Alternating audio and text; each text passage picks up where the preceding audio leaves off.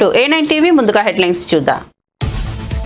జిల్లా కలెక్టర్లతో సీఎం చంద్రబాబు 2 రోజుల సమావేశాలు. నేటి తొలి రోజు సమావేశం. చిత్తశుద్ధితో పనిచేయాలని కలెక్టర్లకు కర్తవ్య బోధ. కలెక్టర్ల పనితీరు ప్రజలపై శాశ్వత ప్రభావం చూపుతోందని వెల్లడి.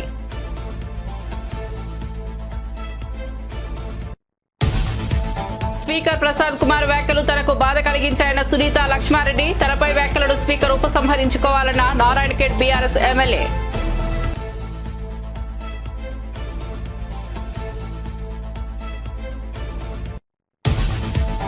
న్యాయ వ్యవస్థపై కేంద్రంలోని బీజేపీ ప్రభుత్వ ఒత్తిడి పెరుగుతోందని సిపిఐ జాతీయ కార్యదర్శి నారాయణ. ఢిల్లీ హైకోర్టు జస్టిస్ యశ్వంత్ వర్మ అంశంపై కీలక వ్యాఖ్యలు.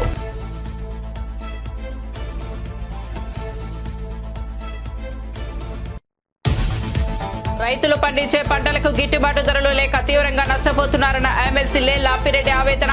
గుంటూరు జిల్లాలోనే మిర్చి రైతులు సమస్యలతో విలువెల్లాడుతుంటే ప్రభుత్వం నిర్లక్ష్యంగా వ్యవహరిస్తోందని విమర్శ.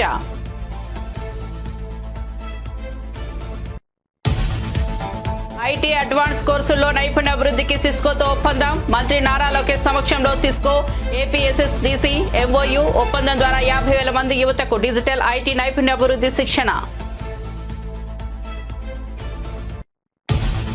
తిరుమలలో ఘనంగా కోయిర్ ఆల్వాల్ తిరుమంచనం. ఉగాది ఆదివార ఆస్థానం బ్రహ్మోత్సవాలు. వైకుంఠ ఏకాదశికి నాడు నిర్వహణ. ఆలయ ప్రాంగణం, ఆలయ గోడలు, పైకప్పు, దేవతాబొత్తులు, పూజా సామగ్రిని శుద్ధి. అనంతరం ప్రత్యేక పూజలు, నైవేద్యం సమర్పణ.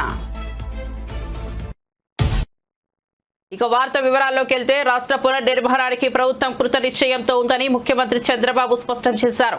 ఎన్నికల సమయంలో ప్రజలకు ఇచ్చిన హామీ మేరకు గత 9 నెలలుగా రాష్ట్రాన్ని గాడిలో పెట్టేందుకు అవిశ్రాంతంగా కృషి చేస్తున్నారని అన్నారు. గత ప్రభుత్వం 5 ఏళ్ల పాలనలో రాష్ట్రాన్ని తీవ్రంగా నష్టపరిచిందని, ఆ నష్టాన్ని అధిగమించి రాష్ట్రాన్ని అభివృద్ధి పథంలో నడిపేందుకు చిత్తశుద్ధితో పనిచేయాలని కలెక్టర్లకు సూచించారు. సచివాలయంలో జరిగిన తొలి రోజు కలెక్టర్ల సమావేశంలో ముఖ్యమంత్రి మాట్లాడుతూ రానున్న రోజుల్లో ప్రజల కోసం, జిల్లాల కోసం చేపట్టాల్సిన కార్యక్రమాలపై ఒక ప్రణాళికలో రూపొందించుకోవాలని ఆదేశించారు. కలెక్టర్ల పనితీరు ప్రజలపై శాశ్వతమైన ప్రభావం చూపుతుందని, వారి పనితీరును నిరంతరం సమీక్షిస్తామని అన్నారు. అయితే మనందరం కూడా గుర్తుపెట్టుకోవాల్సింది, వీఆర్ ఆల్ ఇన్ డెమోక్రసీ, ప్రజాస్వామ్యంలో ఉన్నాం. 5 సంవత్సరాలకు ఒకసారి ప్రజలు మ్యాండేట్ ఇస్తారు. అదే సమయంలో అధికార యంత్రాంగం ప్రజలకు ఆమోదయోగ్యమైన పరిపాలన ఇవ్వడానికి మీరు ప్రయత్నం చేస్తారు. ఒక్కొక్క లీడర్ వచ్చినప్పుడు ఒక్కొక్క విధానాలు ఉంటాయి. ఒక లీడరు తన యొక్క పరిపాలనతో ముందుకు తీసుకుపోయే పరిస్థితులు ఉంటాయి. ఒక్కొక్క లీడర్ వస్తే డెస్ట్రక్షన్ కూడా జరుగుతుంది. అదే మనం ఒకసారి చూస్తే 5 సంవత్సరాలు నా సుదీర్ఘమైన రాజకీయ అనుభవం నేను చూసినప్పుడు ప్రజల్లో అంత ఫ్రస్ట్రేషన్ ఎప్పుడు రాలా.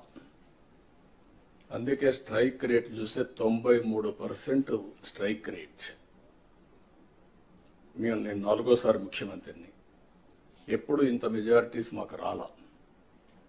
అంటే అది ఇండికేషన్ ఏంటంటే ఇక్కడుండే వాళ్ళమే పరిపాలనలో ఉన్నారు మీరు, కానీ ప్రజలు ఆమోదించలేదు ఆనాటి పాలన.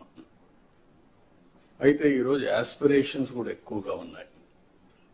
ఈ విషయం కూడా మనం గుర్తుపెట్టుకోవాల్సిన అవసరం ఉంది. ఒకప్పుడు పరిపాలన అంటే రెగ్యులేటరీ మాత్రం, మీరందరూ కలెక్టర్స్, కలెక్షన్ ఆఫ్ రెవెన్యూ. ఇప్పటికి కూడా మీ అందరికి ఎందుకు రిమైండ్ చేస్తుందంటే మీ మైండ్లో నుంచి అది తీసేయాలి. ఇప్పుడు మీరు chief executive of the district, collector and magistrate. Magistrate అన్నప్పుడు ఎక్కడ కూడా ఎలాంటి అవాంఛనీయ సంఘటనలు జరగకుండా అదే మాదిరిగా ఫ్యూచర్ని మీరు ప్లాన్ చేసే పరిస్థితిలో ఉండాలి.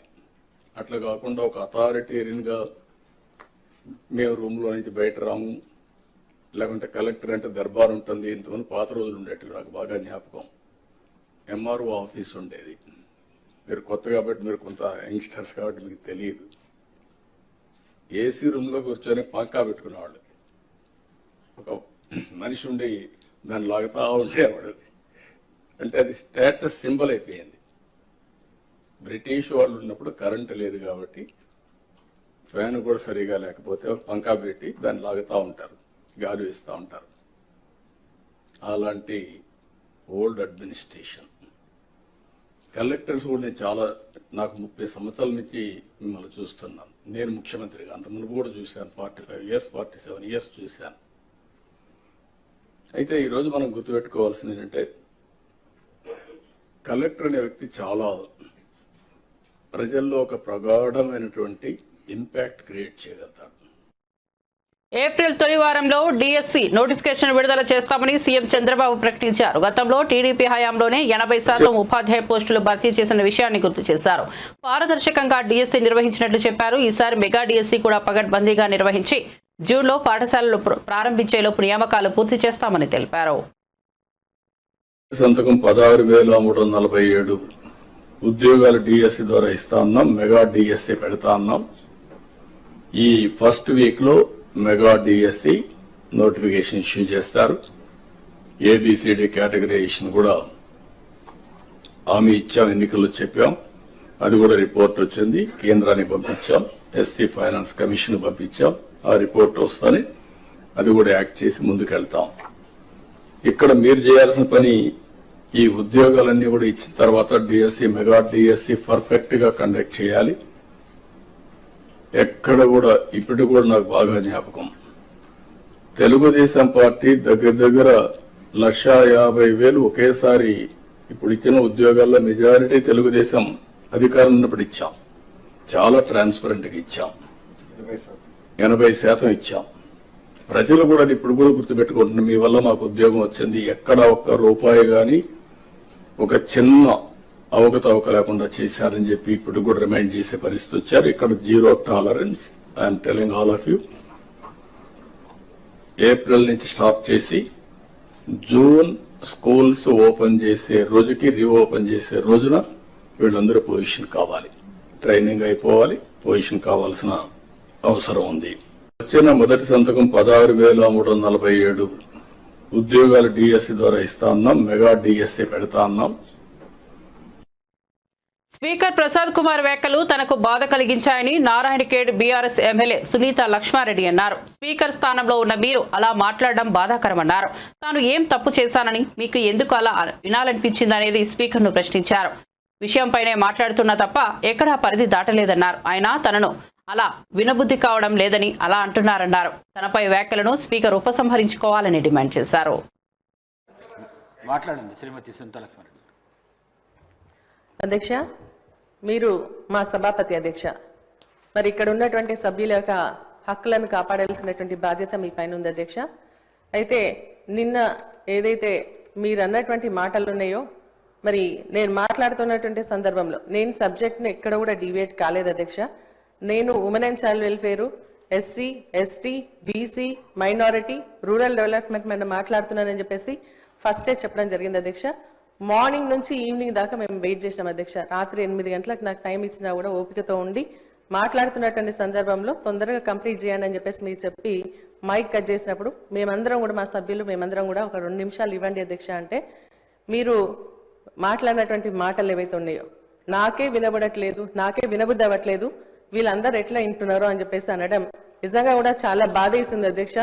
ఎందుకంటే మరి మా ప్రోటోకాల్స్కి సంబంధించినటువంటి ఇష్యూలో మీరు ఇన్వాల్వ్ అయ్యి మరి జిల్లా కలెక్టర్ని పిలిచి మాట్లాడినటువంటి మీరే, ఒక మహిళగా నేను మాట్లాడుతున్నప్పుడు, ఒక సీనియర్ శాసనసభ్యురాల్ని, మంత్రిగా పనిచేసినాను, నేను ఎక్కడ కూడా అన్పార్లమెంటరీ మాట్లాడలేదు. ఎందుకంటే సభలో చాలా మంది ముఖ్యమంత్రి, మంత్రులు, సభ్యులు అందరూ కూడా మాట్లాడినా కూడా ఇక్కడ ఉన్నటువంటి కొత్తగా ఉన్నటువంటి శాసనసభలో కూడా నేను చెప్తా ఉన్నాను అధ్యక్ష, ఇది ఇట్లా మాట్లాడాలా, 0 అవర్లో ఒకటే సబ్జెక్ట్ మాట్లాడాలా, మనం మాట్లాడద్దు అని చెప్పేసి చెప్పేటువంటి స్టేజ్లో ఉన్నటువంటి నన్ను మరి మీరు నిన్న ఏదైతే మాట్లాడినరో నాకు చాలా బాధ అనిపించింది అధ్యక్ష. ఎందుకంటే నేను ఓన్లీ సబ్జెక్టే మాట్లాడినాను అధ్యక్ష, సబ్జెక్ట్ని మించి నేను ఒక్క విషయాన్ని కూడా బయటికి జరగలేదు.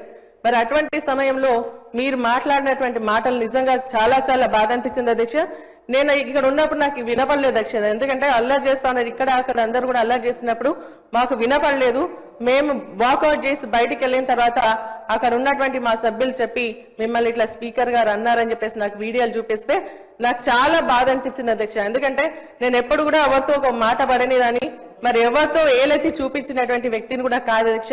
నేను డిసిప్లిన్ గా క్రమశిక్షణతో మరి ఎక్కడున్నా కూడా లాయల్ గా ఉండడం నాకు అలవాటు అధ్యక్ష. కానీ మీరు నేను తప్పేం మాట్లాడిన అధ్యక్ష, మరి మీకు ఎందుకు వినబడేది కాలేదు నాకు అర్థం కాలేదు. ఇక్కడ నేను ఉన్నది మరి నా ప్రజలు, నియోజకవర్గానికి సంబంధించినటువంటి ప్రజలు నా పార్టీ అవకాశం ఇస్తే గెలిచి ఇక్కడ వచ్చినాను అధ్యక్ష. నేను ఇక్కడ మాట్లాడేది నా నియోజకవర్గ ప్రజలకు సంబంధించినటువంటి సమస్యలు, అక్కడ ఉన్నటువంటి ప్రభుత్వానికి సంబంధించినటువంటి ఇష్యూస్ ఏవైతే ఉన్నాయో వాటిని ఎత్తి చూపిస్తూ ఇవి చెయ్యండి అని చెప్పేసి సలహాలు ఇచ్చేటువంటి అపోజిషన్ పార్టీలో ఉన్నాను అధ్యక్ష. అదే విషయం నేను నిన్న మాట్లాడినా తప్ప మరి ఎక్కడ కూడా నేను డీవియేట్ అయి మాట్లాడలేదు, అన్పార్లమెంటరీ మాటలు మాట్లాడలేదు. అయినప్పటికీ కూడా మీరు నన్ను ఉద్దేశించి, ఒక మహిళగా నన్ను ఉద్దేశించి మాట్లాడినటువంటి మాటలు నిజంగా నాకు చాలా చాలా బాధ అనిపించింది అధ్యక్ష. మరి అది మీకు మంచి అనిపిస్తే మీరు రికార్డులో ఉంచండి అధ్యక్ష. లేదు అంటే మరి దాన్ని విత్డ్రా చేసుకోవాల్సిందిగా నేను కోరుతాను. ఎందుకంటే సభాపతిగా మా హక్కులు కాపాడాల్సినటువంటి బాధ్యత మీది. న్యాయ వ్యవస్థపై కేంద్రంలోని బీజేపీ ప్రభుత్వ ఒత్తిడి పెరుగుతోందని సిపిఐ జాతీయ కార్యదర్శి నారాయణ అన్నారు. మంగళవారం ఆయన మీడియాతో మాట్లాడుతూ ఢిల్లీ హైకోర్టు జస్టిస్ యశ్వంత్ వర్మ అంశంపై కీలక వ్యాఖ్యలు చేశారు. ఈ సందర్భంగా ఆయన బీజేపీకి అనుకూలంగా వ్యవహరించే జడ్జిలు ఉన్నత పదవులకు వెళ్తున్నారని, రాజ్యసభ పదవులు గవర్నర్లు అవుతున్నారని అన్నారు. కేంద్రంలో మోడీ అధికారంలోకి వచ్చాక జ్యుడిషియరీ పైన నాగుపాము పడగపెట్టి ఒత్తిడి ఆరోపించారు. రాష్ట్ర గవర్నర్లు అవుతున్నారు, తర్వాత స్పెషల్ ఇన్ఫర్మేషన్ డిపార్ట్మెంట్కి పోతున్నారు, పెద్ద పెద్ద పోస్టులు పోతున్నారు. అంటే కేంద్ర ప్రభుత్వం మోడీ వచ్చిన తర్వాత జ్యుడిషియరీ పైన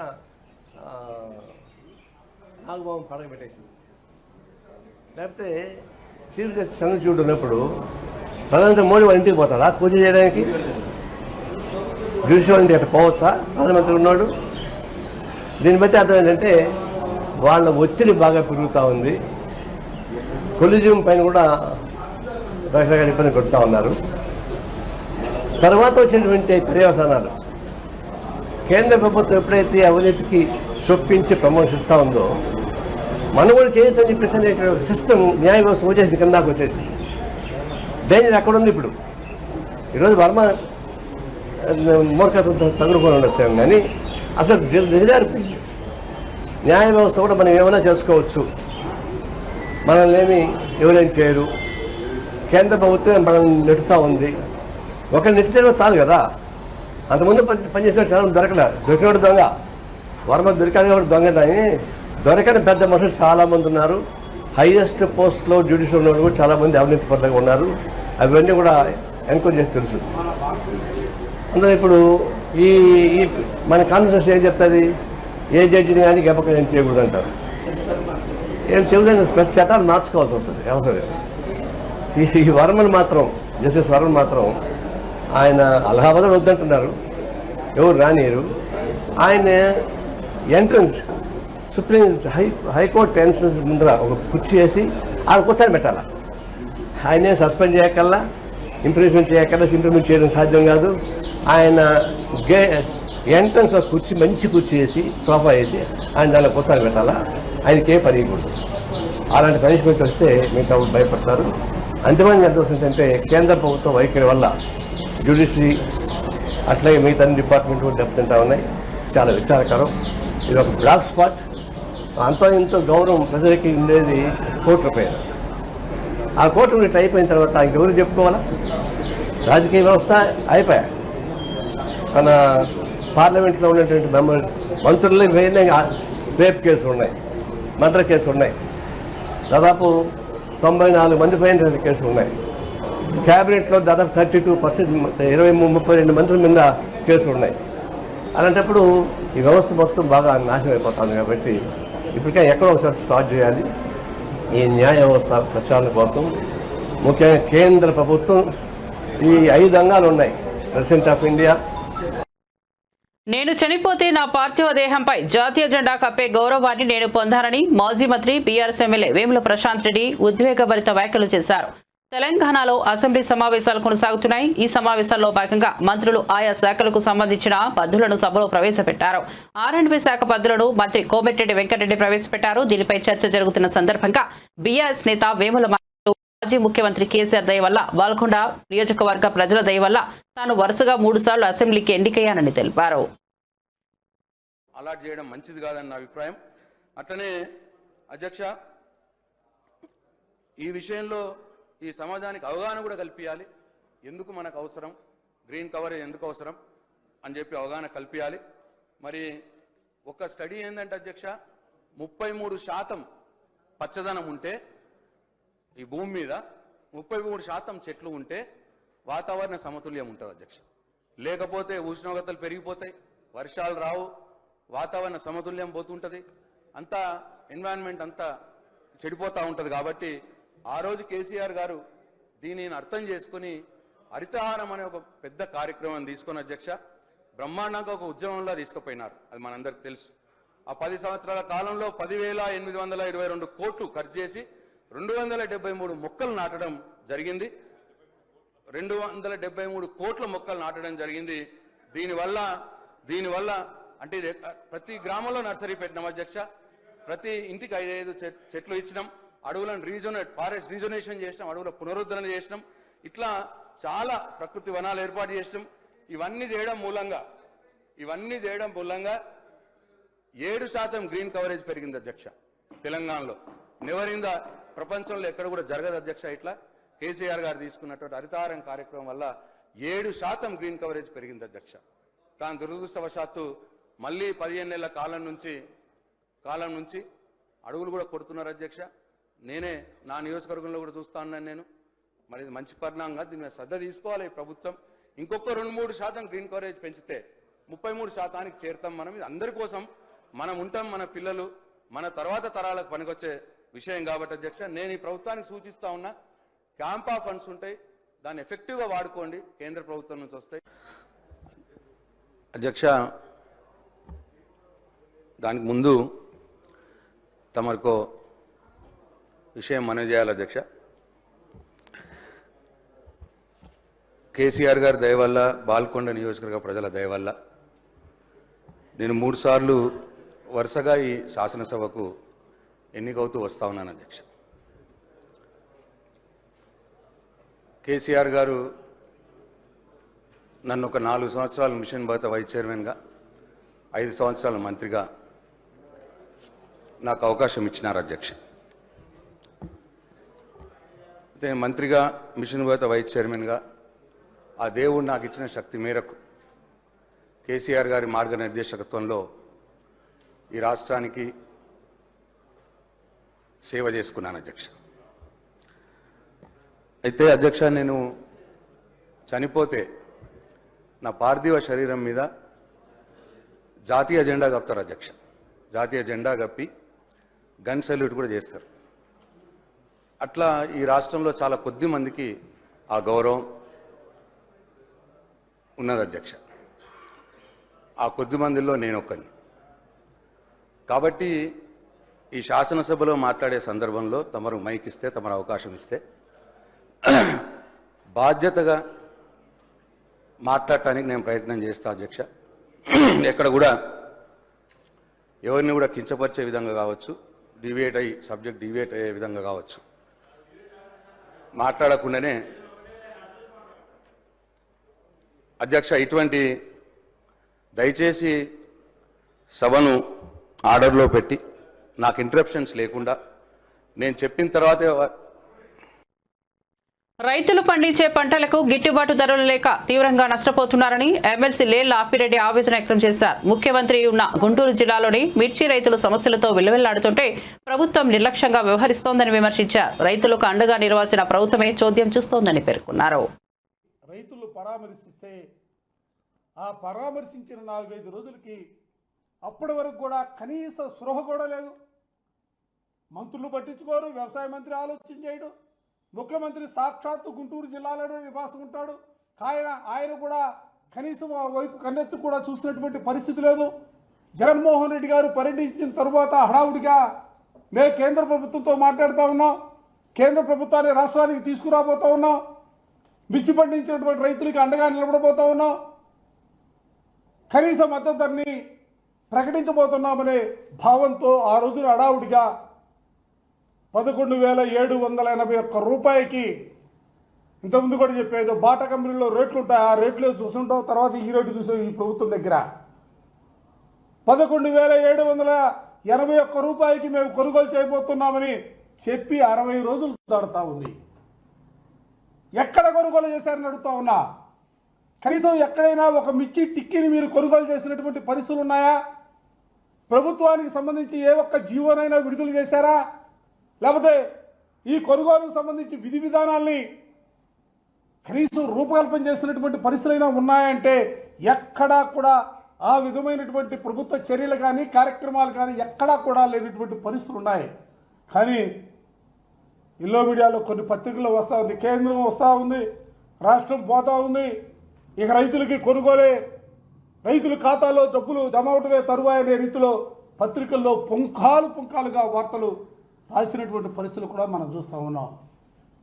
ఇవాళ గుంటూరులో చూసాం, రైతులందరూ కూడా స్వచ్ఛందంగా రోడ్లపైకి వచ్చి మేము పండించినటువంటి పంట గిట్టుబాటు ధర లేదు, కనీస మద్దతు ధర కూడా లేనటువంటి పరిస్థితులు ఉన్నాయి. 6,000కి 7,000కి ఎక్కడో 1-2 మంచి ధర వస్తే మిగతా అన్ని చోట్ల కూడా అన్ని రకాలకు సంబంధించి కూడా కనీస మద్దతు ధర లేదు. 7,000 కూడా కొనుగోలు చేసే పరిస్థితుల్లో లేనటువంటి పరిస్థితులు ఉత్పన్నమని రోడ్డుపైకి వచ్చి ఇవాళ ఉద్యమించినటువంటి పరిస్థితులు కూడా చూస్తూ ఉన్నాం. మేము ఈ సందర్భంగా ప్రభుత్వాన్ని కూడా కోరుతా ఉన్నాం, రైతు కంట కన్నీరు ఒలిగితే ఆ రాష్ట్రం సర్వనాశనం అయిపోతుంది అనేది చరిత్ర చెబుతున్నటువంటి పాఠం. ఇవాళ రైతుల కళ్ళల్లో కన్నీళ్లు తిరుగుతూ ఉన్నాయి, రైతులు బాధపడతా ఉన్నారు. అసలు రైతులు తమ భవిష్యత్తు ఏందనే ఆందోళనలో ఉన్నటువంటి పరిస్థితుల్లో ఇవాళ ప్రభుత్వం ఎందుకు ముందుకు రావట్లేదని అడుగుతా ఉన్నా. వ్యవసాయం దండగా మీరు భావిస్తూ ఉన్నారా? గతంలో మీరు మాట్లాడినటువంటి మాటల్ని ఇవాళ ఈ సందర్భంగా గుర్తు తెచ్చుకోవాల్సినటువంటి పరిస్థితులు ఉన్నాయి. మీకు రైతుల పట్ల ఎందుకు చిత్తశుద్ధి లేదని అడుగుతా ఉన్నా. వైఎస్ఆర్ గవర్నమెంట్లో జగన్మోహన్ రెడ్డి గారు 3,000 కోట్ల రూపాయలతో స్థిరీకరణ నిధి ఏర్పాటు చేస్తే మీరు ఇవాళ 300 కోట్ల రూపాయలతో అన్ని పంటల కొనుగోలుకు సంబంధించి బడ్జెట్లో కేటాయింపులు చేస్తారా? ఇదేనా మీకు రైతుల పట్ల చిత్తశుద్ధికి నిదర్శనం? ఈ జిల్లాలో ఉన్నారే సమస్త యంత్రాంగం.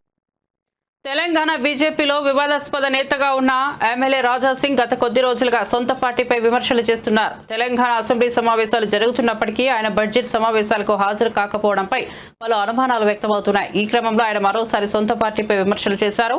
బీజేపీ పార్టీలో తనపై కుట్ర చేస్తున్నారని, కొంతమంది నేతలు వెన్నుపోటు పొడుస్తున్నారని, తనను జైలుకు పంపేందుకు ప్రయత్నించారని రాజా సింగ్ సంచలన వ్యాఖ్యలు చేశారు. తనపై పీడీ యాక్ట్ కేసులు పెట్టమని స్వయంగా బీజేపీ నేతలే చెప్పినట్లు పోలీసులు చెప్పుకొచ్చారు. ఈ సందర్భంగా ఎమ్మెల్యే రాజా సింగ్ ఆరోపించారు.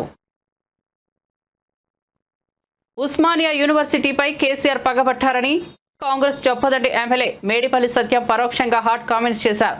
మంగళవారం తెలంగాణ బడ్జెట్ అసెంబ్లీ సమావేశాల్లో భాగంగా ఎమ్మెల్యే మేడిపల్లి సత్యం శాసనసభలో కేసీఆర్ పై హాట్ కామెంట్స్ చేశారు. హైదరాబాద్ ఎన్నికల ప్రచారం నేపథ్యంలో 2014లో కేసీఆర్ హెలికాప్టర్ను ఉస్మానియా యూనివర్సిటీలోకి రాకుండా విద్యార్థులు అడ్డుకుని తిరగబడ్డారని ఆయన అన్నారు. ఆ కోపం మనసులో పెట్టుకుని ఏనాటికైనా యూనివర్సిటీలు బాగుంటే కంటి కింద నలుసులా తయారవుతాయని, ఈ 2 కారణాల వల్ల యూనివర్సిటీలను పట్టించుకోకుండా నాశనం చేశారని సంచలన ఆరోపణలు చేశారు. Atomic bombs or long range missiles. It only requires lowering the quality of education and economics and importance ను తెలుపుతుంది అధ్యక్ష. ఎన్నో ఆశలతోటి తెలంగాణ ఉద్యమంలో పాల్గొన్న ఒక విద్యార్థి నాయకుడిగా నేను ఈ రోజు సభ ముందు విద్యా వ్యవస్థ గురించి మీ అనుమతితో కొన్ని అంశాలు చెప్పదలుచుకున్న అధ్యక్ష. తెలంగాణ ఉద్యమం జరుగుతున్నటువంటి సమయంలో నేను ఒక విద్యార్థి నాయకుడిని.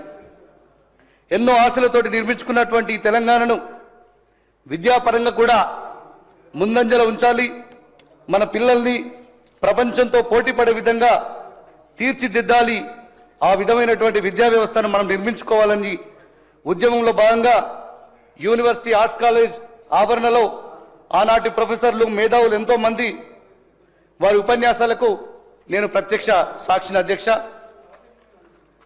కేజీ టు పీజీ విద్యను ప్రవేశపెడతా, కార్పొరేట్ విద్య కాళ్ళు విరుస్తా, కులం పేదరికం అనే తారతమ్యం లేకుండా అందరూ కలిసి ఒకే చోట చదవాలి అనేటువంటి కళ్ళబొల్లి మాటలు చెప్పి అధికారంలోకి వచ్చినటువంటి కేసీఆర్ గత 10 సంవత్సరాల కాలంలో విద్యా విధ్వంసానికి పాల్పడ్డాడు అధ్యక్ష.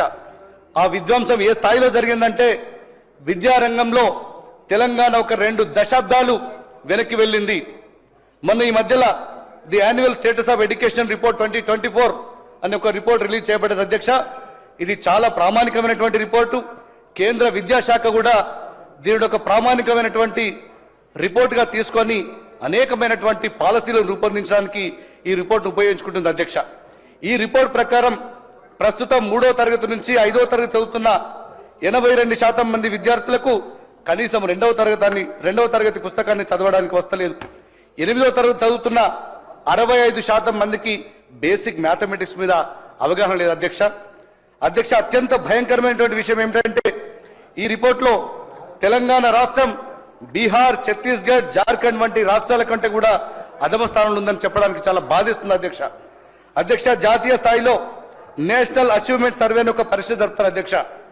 ఇందులో 3, 5, 8, 10వ తరగతి వాళ్ళకి పరీక్షలు జరిపి ఏ రాష్ట్రాల విద్యార్థులు ఏ స్థాయిలో ఉన్నారనేది పోల్చి చెప్పడం జరిగింది అధ్యక్ష.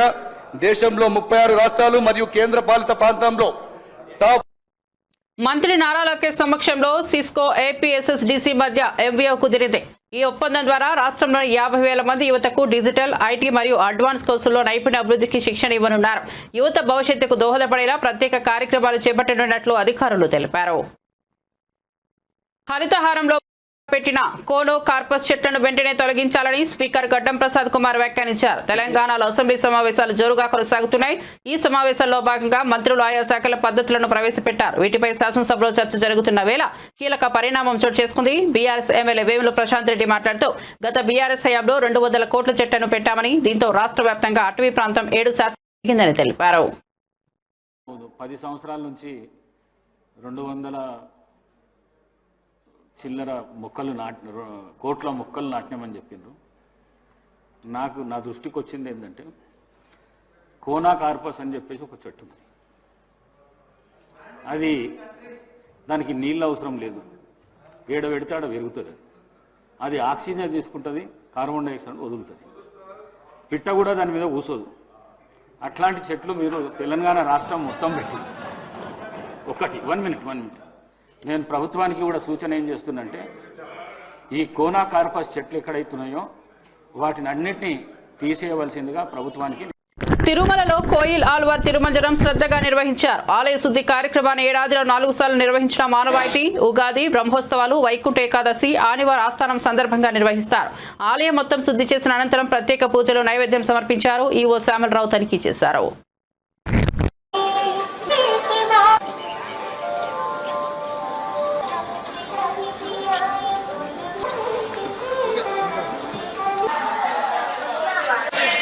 కోయిల్ ఆల్వార్ తిరుమంజనం అంటే లోపల శుద్ధి చేయడం. ఈ కార్యక్రమము సంవత్సరంలో 4 సార్లు చేయడం జరుగుతుంది. ఉగాదికి ముందు, అంటే ప్రతి ఒక ముఖ్యమైన ఉత్సవానికి ముందు ముందున్న మంగళవారం రోజు చేయడం జరుగుతుంది. ఉగాదికి ముందు, తర్వాత బ్రహ్మోత్సవాల ముందు, వైకుంఠ ఏకాదశి ముందు, ఆనివార ఆస్థానం ముందు ఈ కార్యక్రమాన్ని నిర్వహించడం జరుగుతుంది. దీంట్లో ఆలయ ప్రాంగణము, ఆలయ పైకప్పు, ఆలయ గోడలు, దేవతామూర్తులు అందరినీ కూడా అన్ని వస్తువుల్ని కూడా, పూజా సామాన్ అంతా కూడా మనము నీళ్లతో శుద్ధి చేయడం జరుగుతుంది. ఈ సమయంలో స్వామివారి మూలమూర్తికి వస్త్రం కప్పి ఈ కార్యక్రమం అయిన తర్వాత సుగంధ ద్రవ్యాలతో ఆలయం మొత్తం కూడా సంప్రోక్షణ చేయడం జరుగుతుంది.